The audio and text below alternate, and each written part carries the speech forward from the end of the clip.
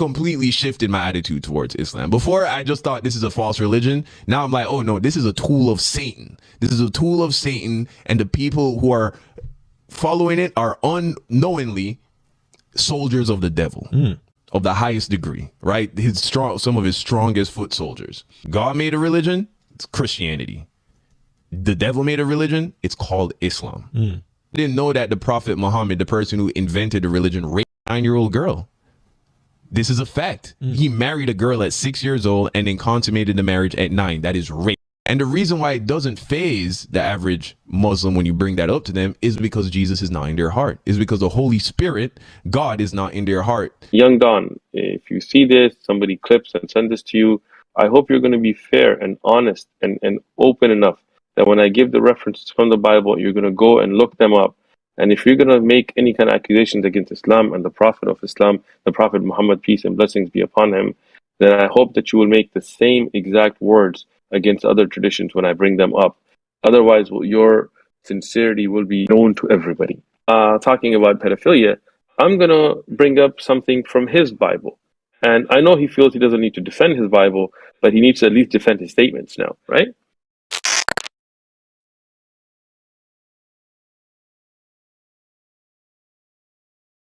MashaAllah. They're going to want to hear this one. Oh, yeah. They're definitely going to want to hear this one. Listen, I want to give a quick disclaimer right now. This is not an enticement of violence, harassment, bullying, threats. We don't want to hear out that, because of you guys, we did this to Don or we sent him this message. We don't want to get any of this smoke. Listen, the reality is, Don, if you're watching this, we just have a question for you. You've been going on streams on your channel every single day. Click on it. You have a title that doesn't have anything to do with Islam. So it shows you started the stream with the intention of talking about something. And then eventually you start talking bad about Islam. And then 2 hours later, it's deleted. Like, I don't understand this, bro. Like, if you're going to say it, why are you deleting it? But unfortunately, you had to, ask for the smoke. So Shaykh Uthman's going to deliver today, inshallah. Look, before we even start, I just want to say, we want good for you. Don, in case you watch this or somebody sends you the clip, we want good for you. We want you to be guided towards the truth. We want you to follow what is truth. And we feel that you are sincere in the fact that you do want to find the truth, but maybe the way you're going about it is incorrect. Instead of having a discussion face to face, instead of talking it through, just making streams and watching Islamophobes. By the way, all those people that you watched and you talk about watching, I've already debated them face to face, and you can go watch those debates on the One Message Foundation channel. You can see how they fell apart. If you really want to know the truth, we're inviting you right now. Jump on. Even if you want to come in during half the show, and we'll have a civil conversation with evidences, with references that you can look up. Bring your references. If you want to bring any of your little friends, Apis or Mr. Hammer Time or any of them, bring them. We're right here, live, bring it. Christianity and Islam, which is of the devil. And you can see it in the behaviors after the fact. If I went on that stream and I had talked with all those Muslims and, and I didn't know anything about Islam. I didn't know that the Prophet Muhammad, the person who invented the religion, raped a 9-year-old girl. This is a fact. He married a girl at 6 years old and then consummated the marriage at 9. That is rape. Anybody that wants to try and tell me that a 9-year-old girl can have consensual sex with a 53-year-old man, you're sick. Or they're just so deluded. And the reason why it doesn't faze the average Muslim when you bring that up to them is because Jesus is not in their heart. Is because the Holy Spirit, God, is not in their heart to strengthen that morale. How do you hear this and try to look past it or rationalize that the Quran? See, I learned a lot about Islam after the fact. You know what I mean? What people after the call? After the call, yeah, because I went into it thinking that I was about to learn about Islam. But in them, coming for me, I had to now go and learn about it on my own terms. When you talk about rape, I don't know where the idea of rape came from, but let's talk about marriage. And let's talk about the age of Aisha radiallahu anha. None of us are mentally present at the time of birth. None of us notice, hey, you're born, and you're like, hey, I'm born today. What's the time? What's the date? Right? If we ask anyone here when you were born, you're going to look at a birth certificate, you're going to look at your passport, you're going to go ask your mom. You don't remember, right? So you're basically taking information from other sources. And if those sources have some ambiguity, then you're going to pass that on. Arabs had no calendar. Understand this. That the Arabs had no calendar. I don't mean that they didn't have lunar or solar. I mean, they had no calendar. Basically, they would have events like Amil Fil, the year when Abraha attacked Mecca with the elephant, and they would kind of give it a name from an event or a drought or a flood or a lot of rain, and they would give it a name, and they would try to map ages from that. And that's why, not just discussing Aisha radiallahu anha, even Khadija radiallahu anha, the first wife of the Prophet ﷺ, who, by the way, as long as he was married to, he didn't marry any other woman. She passed away, and then he married other women after that. But until she was alive, she was his only wife. Even her age disputed. Why? Because again, the Arabs were not concerned about recording your birthday. Most of the early scholars also, we know their death dates, we don't know their birth date. For the early scholars of Islam and the Sahaba and so on. Some of them we have ideas because if they have major events that happened that year, like the year of the field, Amil Fil of the elephant, with the year that the Prophet Muhammad, peace and blessings be upon him, was born, then because of that major event we know. But if people were born in years where there weren't major events, then it's very hard to know their exact age. What we can say about Aisha radiallahu anha, that her age was appropriate for the time for marriage. And how do we know that? That she was already engaged to Jubair ibn Mut'im before she was even engaged. I'm not talking about marriage, I'm talking about engagement to the Prophet Muhammad, peace and blessings be upon him. For us to judge that age today is what's called presentism. This is not fair, this is not appropriate. Why? Rami, if you can, on your screen, bring up Safari, Google, Chrome, I don't really care. Look up average life expectancy 6th century. Yeah. And for anyone that didn't hear that, that's the logical fallacy of presentism. Okay, 30 to 35. 30 to 35 years old. Think about that. This is the 6th century. This is when the Prophet ﷺ was born. This is the time we're looking at. In that time period, your average life expectancy was 30 to 35. Today, it's about 77 years of age. In Hong Kong, in Japan, it's around 80. Okay? So today, when we talk about the age of marriage being 18, that would not be practical for that time. Today, when we talk about, he's too young to get married, she's too young to get married, what do we talk about? They haven't finished their schooling, right? She didn't finish high school, she didn't finish college, he didn't get a degree yet. Yeah. Understand, in those times, you didn't have any of that. So when a girl was physically mature, when the biological indicators were there, for example, she got her period or other signs that show maturity, they would get married because nature would tell them you are now physically ready to get married. And that was very common. They didn't have school to go to, they didn't have med school, they didn't have any of this. They didn't, this is what they did. Men at the time when they were physically capable would go out and work, they would do trade, they would go plant seeds, they would farm. Today, if we take a 12-year-old and put him to work, people say this is child labor laws, this is abusing children, and you're taking advantage of the child because he should finish his schooling. But that would mean the whole world was abusing children at the time, because everybody, when they were physically old enough, 12, 13, 14 years of age, they would go out and work, right? So this is a fallacy. This is something that is not correct, and anybody with a bit of logic would understand this, right? At that time, this was the regular way or age to get married. But if we have Mr. Young Don talking about pedophilia, I'm going to bring up something from his Bible. And I know he feels he doesn't need to defend his Bible, but he needs to at least defend his statements now, right? If you don't mind, Rami, can you bring up the first screenshot that I sent you? 100%. Excellent. So I'm going to give you guys some Bible verses, and I'm going to leave the screenshot there, and I want to discuss it in a minute. But I want everybody to write down these verses as well, so they can keep this as a record. If we look in the Bible that Mr. Don claims to believe in, that he's promoting, that Christians hand out to us, that give out, that you go to hotels and you find it in their drawers.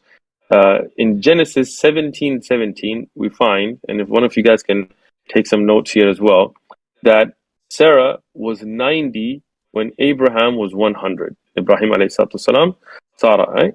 So Sarah was how old? She was 90 when Abraham was 100, according to Genesis 17:17. You got me? Okay. Sorry, Shaykh. Now, in Genesis, Sorry, just yeah. so I have 3 links. I have the No, just the first link, just leave it there. It's a commentary on. Yeah. Well, Yeah, I we're not got it. gonna. I'm gonna get to that in a minute. Okay. But I got it. first, I just want you guys to write these ages or remember them. Okay. Mhm. Genesis 17:17 in the Bible. Again, I want to make a point. The age of Aisha radiallahu anha is not in the Quran. The Prophet ﷺ didn't tell us. We do know from Mawquf Sahih Hadith, and think we have no problem with that. But this I'm giving you from the Bible itself, from their text, their holy text. Okay. Sarah was 90, Abraham was 100, Genesis 17:17. In Genesis 21:5, Abraham was 100 when Ishaq or Isaac was born. Okay? In Genesis 23:1 and 2, in the beginning, we find that Sarah died at the age of 127. Stay with me. You can watch this recording again later if you want to really get this down. Isaac, Ishaq, was 40 when he married Rebecca. According to the Bible, look at Genesis 25:20. Explicit. He was 40 years old when he married Rebecca. Sarah was 90 when Isaac was born. According to the Bible, when Ishaq alayhi salam was born, Sarah was 90 years old. That's a conclusion you can take from 1 and 2, from Sarah being 90 when Abraham was 100, and Abraham being 100 when Isaac was born. So she was here, now we find that she was 90 when Isaac was born. Now, Isaac or Ishaq was 37 when his mother Sarah died. Okay, look at that. If you take 127, subtract 90 from it, you get 37. And Ishaq being 37 at his mother's death, and he was 37 when Rebecca was born, because Rebecca was born when Sarah died. So Isaac was 40, according to this, when he married Rebecca, who was 3 years old. So one more time. 40-year Isaac old married Rebecca at 3 years old, at 3. And again, according to the because I'm Bible. a Muslim, they might be like, oh, you're trying to misread our text. And that's why Rami has now brought up a screenshot. And this one I'm going to discuss. This is you have the Aramaic or the Hebrew text right there. This is a commentary on the Old Testament or the Torah by Rabbi Basha ibn Ashir. And this here, if you look at the scroll down, you will find that he clearly says, and this is a Jewish classic accepted commentary very early on. This is not something we've come up with recently. This was, I think, written. Rabbi Rabiu was, I think, around 1255 to 1340. This is a few hundred years old, classic. Well, and this website is a Jewish website, not a Muslim website. So what does he say based on biblical text? He says, and it's very clear, it says the Torah itself testifies that Ishaq was 40 years old when he married Rivka, which is Rebecca, which makes Rebecca 3 years old when she was married. Can you highlight that on your screen so people can see? Yeah, actually, it's been highlighted for the last like 2 minutes, 3 minutes maybe. Excellent. Also, bro, excellent. is there no way So- for you to put us on the bottom of that screenshot while you're screen sharing? That's okay. I don't think so. So as long as everybody else can see it. Okay, so Yeah. now we want to be very, very explicit here that these rabbis, biblical scholars in accepted, well-known biblical commentaries that are right now on Jewish websites, and we're talking about the Old Testament, which again, as Christians, are supposed to believe in. When they give us the Bible, it's not just the New Testament, they have the Old Testament there. They believe that this is the same God that they worship, Jesus, was the same God of the Old Testament. Mhm. So that means, according to their Bible, Isaac, 40-year-old, married a 3-year-old, and this is the works of their God. And this is not just a biblical incident. I'm going to now take you to the second link that I sent to you, Rami, if you can bring that up. Okay. And it's loading in. Okay, so we got Genesis 25:22. Excellent. So now this is from the Old Testament, part of the Bible, and it clearly mentions here, if we go down, that Isaac was 40. Bring it up here.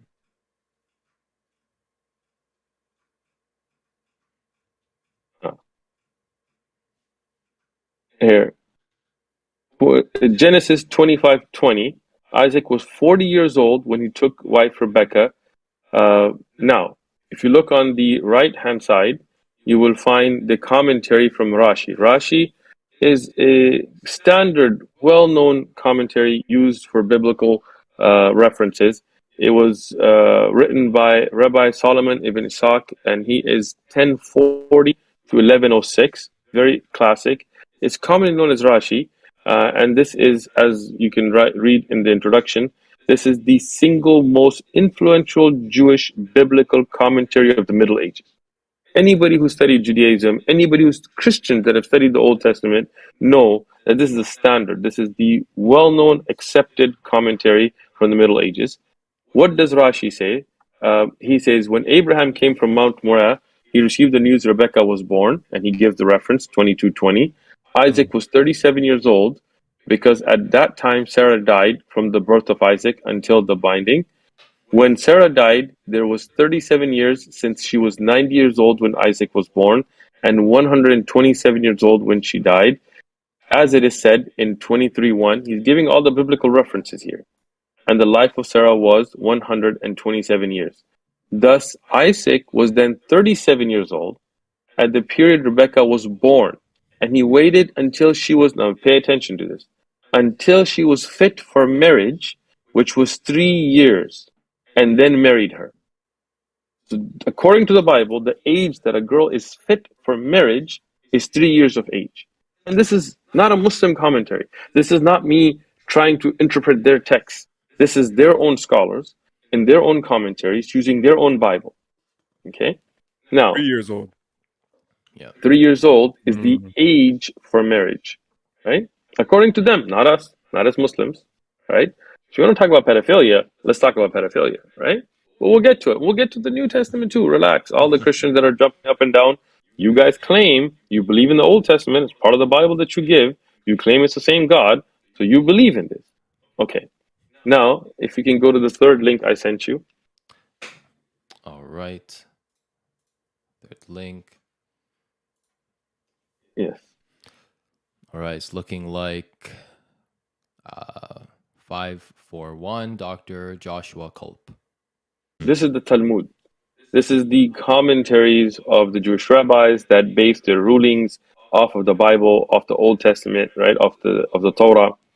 And here, in the explanation of it, it mentions in the Talmud itself, this is Jewish law, a girl of the age of 3 years and 1 day, if you're more than 3 years, if you're a day more, may be betrothed by intercourse. If Yawam had intercourse with her, he acquires her thereby. This is Old Testament law. Okay? What does that mean? That if a girl is 1 day more than 3 years of age and somebody has sex, whether it's forcefully or not, he is now her husband. She will be betrothed to him. As it says, as stated above, intercourse with a girl over the age of 3 years counts as intercourse. Therefore, since betrothal may be performed by intercourse, she may be betrothed in this way. If she is liable for yabon, meaning a previous husband, which I don't know how a 3-year-old could have a previous husband, and the yawam, her dead husband's brother, had intercourse with her, she becomes his wife at 3 years of age. Read this again. Look at the website. That's why I shared the link. I'm not just reading it, so people can go look it up. This is not us as Muslims coming in. So if you want to take shots, Don, come. Let's talk about it. Right? Let's bring up your Bible. Right? We'll get to it. Now, again, this means intercourse. He creates legal obligation, legal relationship. And who is liable for adultery with her? It's her father who marries her off to someone else.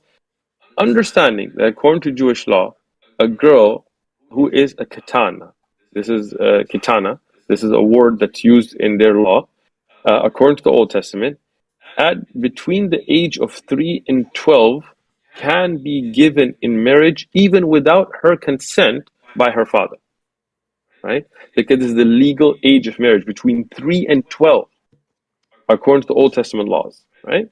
Now, I know we're going to get some fun Christians that are going to say, oh, this is the Old Testament or New Testament. Okay. First thing, as I've clearly mentioned repeatedly now, the Bible that you guys give out as Christians contains the Old Testament. You do believe in it, supposedly, right? So this is all applicable to you. But let's talk about Jesus and Mary and Joseph. The earliest document that I could find that discusses the age of Joseph. I'm not talking about people today trying to rewrite history. The earliest that I can find is from the 6th and 7th centuries, which is a book called The History of Joseph the Carpenter. And here, Robenge Motomir Bennett, probably mispronouncing that, it's European, says in the book, in The History of Joseph the Carpenter, that if you look at early church fathers and their writing, early evangelical church, that they believed that Joseph was 90 years of age. Look up the book yourself. Look, again, Don, if you watch this or any other Christian, go get the book. You can get it on Amazon, The History of Joseph the Carpenter. Look it up yourself, right? What do they say? They say that Joseph was 90 years of age and Mary was 12. How old was she? 12. So now, Catholics, you call Saint Joseph. Christians, you call him a great personality in the biblical structure, the stepfather of God, according to you guys, right? One of the first believers, that he defended Mary, all of this, right? You're going to call him pedophile? Let's you live by what you say. Because if a 90-year-old marries a 12-year-old today, that's what you would call him. But right now you're going to be like, oh, no. This is not in the Bible itself. Well, the age of Aisha radiallahu anha is not in the Quran or the hadith of the Prophet alayhi salatu wasalam. If you're going to go with historic reports, then we're going to use your historic reports that tell us that Joseph was 90 marrying a 12-year-old. Now, I'm going to mention something just for Don, a little fun thing. Because he mentioned an author during our stream. What was the author? Do you guys remember? John MacArthur. MacArthur, right? John MacArthur. John MacArthur was the one that Don brought up, right? Not me, not you. He brought it home. Well, I have a lot of his books. I have his biblical commentary. I also have a book. It's called God in the Manager and the Miraculous Birth of Christ, in which John MacArthur, the one that Don brought up, says that Mary was likely engaged to Joseph when she was between 12 and 13 years of age. So, there is no getting out of this, Don. Your own John MacArthur says she was 12 years old, 12 to 13, right? The earliest scriptures that you have, the Catholic Encyclopedia, and I don't care if you're not Catholic, just because I've given Christian references, Protestant references, I'm going to give Catholic references. They also mention that according to them, Joseph, when he was 40, he had married another woman. And I'm going to read from this. This is before his marriage to Mary. When he was 40 years of age, Joseph married a woman called Milcha, or Ischa by some by others. Then lived 49 years together and had 6 children, 2 daughters and 4 sons. The youngest of them was James, which is mentioned in the Bible, James. The less, the Lord's brother, they say. A year after his wife's death, as the priests announced through Judea that they wished to find in the tribe of Judah a respectable man to espouse Mary, then 12 to 14 years, again, 12 to 14 years of age at the time, and Joseph was 90 years old. This is not just one reference. It's not just Christians. It's not just Catholics. It's the earliest references and the current. And John MacArthur himself gives her age at 12. Here again, she's 12 and he's how old? 90 years of old when he went up to Jerusalem amongst the candidates, and a miracle manifested, and the choice of God had made Joseph, and this is God's will that he was doing. And 2 years later, anyway, so now, just to give you a couple of references, there's not like some, obscure reference that I found. Bernard Fontana, he also mentioned that Mary was 12 and Joseph was 90. These are the well-respected Christian authors and scholars that they put out there. In Charles Talbert's commentary on the New Testament, there's a New Testament on Matthew, he also says that, did Mary have sexual relations with Joseph? Because they might be like, oh, Joseph didn't have relations with her. He clearly says, he goes, Mary had sexual relations, because in the Bible, in Matthew, it states that Mary did not have sexual relations with Joseph until after Jesus' birth. So he says, from amongst the early witnesses, we find that Mary did have a sexual relationship with Joseph after the birth of Jesus, according to Christian scholars. Tony Coffey, he says that Matthew had stated that Joseph had no sexual relations with Mary until she gave birth to a son. This tells us that after Jesus' birth, Joseph, who was past 90 at this time, and Mary, who was around 13, past 12 years of age, had normal sexual relations like any other couple. Tony Coffey, right? So, what does that tell us? If Don and any other Christian is going to be sincere and honest and be straight up about it, then I want them to go in and tell us why Joseph was a pedophile, why Isaac was a pedophile, why all these biblical references tell them. And when they come back and say, oh, no, at that time when Mary was betrothed, that was the average age when people got married, then the same is true for Aisha radiallahu anha, right? In fact, the age gap between Joseph and Mary is much more than that of between the Prophet Muhammad sallallahu alaihi wasallam and Aisha radiallahu anha, and the age gap between Isaac and Rebecca in the Bible is also much more than that which is between the Prophet Muhammad sallallahu alaihi wasallam and Aisha radiallahu anha. So we come at it straight. There's no ambiguity here. We're coming at it with evidences, with biblical verses, with books and references. And if they're honest, sincere, even right now, if they jump on, I'm here, I'm ready to take a face-to-face conversation with anybody who wants to do it. Shaykh, just to quickly interject, a lot of people are commenting this. What's the age of majority in Islam? And from what I know, the age of majority is that you are mature. That's it. The age of maturity, not majority. Age of maturity is that you are mature now. Correct me if I'm wrong. So, in Islam, we discuss this issue of bulugh, of who becomes baligh, and there are many different signs between a man and a woman that shows when they are physically mature. One of them is for a woman, for example, if she gets her haid, if she gets her period. For a man, and there is certain hair that grows in certain places, certain dreams, certain things that we look at to know whether they're baligh. But that also doesn't mean that they're ready for marriage.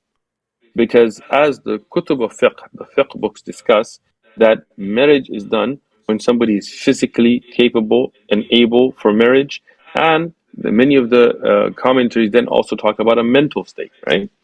So what does that mean?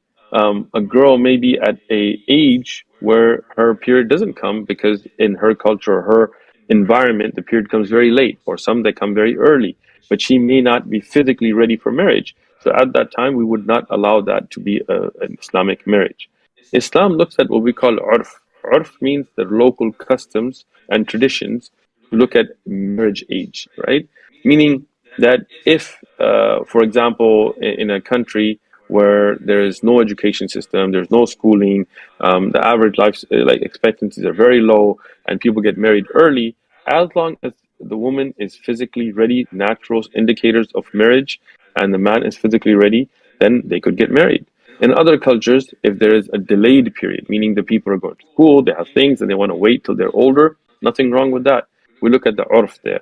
We don't allow marriage until somebody has the natural indicators of marriage. We don't give an age, because if we said 10, not every 10-year-old is the same everywhere else, right? In America, for example, the legal age for marriage in many states used to be 10 years of age, and now they've bumped it up to 16. And some states 18, but most states are still at around 16. Some are still, I think, at 14. You can look it up. Why? Because time and locations differ. Till today in Africa, there are countries where the lifespans are very low, education system is not existent, and women regularly get married at 10 and 12 years of age. And we sitting here in America to say that's wrong is very hypocritical of us, because even in America that used to be the fact. And I'll say one more thing. One of the hypocrisies of Western society is when they talk about child marriages, they don't talk about sex of underage children. We have middle school kids that are pregnant, right? I went to a school that had a daycare. And this was my middle school in San Diego, because so many girls had already, especially if you look at the Latina community, so many girls had already had children, right? I have people that I went to school with that at 12 and 13 got pregnant, meaning they were already having sex before that. So if somebody is old enough to be having sex, why aren't they old enough to get married? This is something that we find as a hypocrisy in Western society, Because the age 18, for example, where did we come up with that number? Some people at 18 may not physically be ready for marriage. Some people at 18 maybe. Some people at 16 may be ready. So in Islam, we don't go by just putting a arbitrary number. We look at, first and foremost, the natural indicators of the body. If a woman has her period, if a man has certain natural indicators, I don't want to get into detail here, but in our fiqh durus we discuss it. Then we say that they are naturally, the nature of the person shows that they are ready for sexual intercourse and ready for marriage. That doesn't mean they should get married at that age. They may not be mentally prepared. They don't have to. Islam doesn't say, right, when that happens, khalas, get married. No. But if they are mentally mature and in the urf, in the tradition of the land, they can, then they should, right? So this is the Islamic rulings. All right. Jazakallah khair. Fayed, one thing I want to say is you can turn your mic up on your end, most likely. Secondly, I think that... here, echo for a second. But my gain is the highest, bro. Oh, I see. Okay, no worries, inshallah. No worries. We'll deal with it afterwards. Okay, Jazakallah khair, Shaykh. I think that was clear for everyone. One thing I want to add is just a little note. Once I heard it, never left my mind. In California, there is no minimum age requirement with parental consent. So if Aisha was alive today, or anyone nowadays, they could legally get married with parental consent, which she had, Aisha radiallahu anha, in California today. If you have a problem with that, go to the county, file some kind of complaint, talk to your political representative, and throw your tantrums there, Don. Maybe he lives in Cali himself. I don't know. Throw your tantrums there. Go to the county and complain. And again, I mean, even if you look at age of consent or age of marriage today, that's all arbitrary. I mean, we're just making up numbers, to be honest, right? Because if you look at, like I said, if your life expectancy is between 30 and 35, you can't expect somebody to wait till they're 20 years old to have their first child, right? They won't even be, 10, 15 years old, the parents will be dead, right? Yeah. So how do you raise children that way? And if you have no schooling system, what do you do? I mean, once you're baligh, when you're mature, when you're physically, natural indicators show that you're ready for marriage, you're just going to sit around and wait 10 years for what? So that's the whole point, that people are looking at this all wrong. But again, and inshallah, I'm going to jump off. I'm going to let you guys continue having your fun. But we have a conference I got to get to here. But I will again leave with a couple of summary points. One, regarding the age of Aisha radiallahu anha, no doubt that she was at an appropriate age of marriage for that time period, because none of the mushrikeen, the polytheists, ever objected to her marriage. Her parents didn't object to her marriage. Nobody else in that society. Until the 1900s, Western academics didn't object to that marriage because their own kings. And in my video that I have about the age of Aisha radiallahu anha, I show Western kings and queens that got married at much younger ages than Aisha radiallahu anha. And this was in the 16th century and 17th century, not the 6th, right? So the hypocrisy of Iran and others in the West, it's mind-blowing, right? Secondly, if you're going to throw some kind of statements out there, then I want you to go back and look at the Bible. And I want you to look at the reference that I gave. And I want you to look at those commentaries. And I want you to look at those reference to the age of Joseph and the age of Mary. And then I want you to use the same standard, be fair and balanced, and use the same standard in what you're talking about. And lastly, I want to go back to this, that none of this has to do with creedal issues. None of this has to do with aqidah. This is just somebody who was on a live stream, got caught in showing that the Bible shows that Jesus didn't know the hour. He didn't know knowledge that the Father knew. So now he can't be co-equal because he doesn't know. And your creedal issues fall apart. The death of Judas falls apart. The clear contradictions in the Bible show that what you're basing your salvation on is a book that has been flawed, has been changed and edited, and has clear numeric contradictions. Your own author that you mentioned, John MacArthur, says that there are copyist errors in the Bible. And now that your base of your creed and your belief and your book fell apart, you're looking for excuses just to take shots. I want you to go back to creedal issues and go back to understanding and use a fair and balanced way. And if you want to jump on with us another time, inshallah, I'll be more than willing to come back and have a conversation directly with Don or anybody else, inshallah. Inshallah, ya Rab. Barakallah feekum. Hayyakum Allah. Jazakum Allahu khairan. Assalamu alaikum wa rahmatullahi wa barakatuh. Wa alaikum salam wa rahmatullahi wa barakatuh, Shaykh. All right. So you guys heard it here, saw it here first. Very clear. Very like it's qat'i, bro. It's clear cut. There is no way out. Dawn, all you can do now is be fair. Say that you are on an emotional high, and apologize for your blatant statements, or make the same statements about Christianity.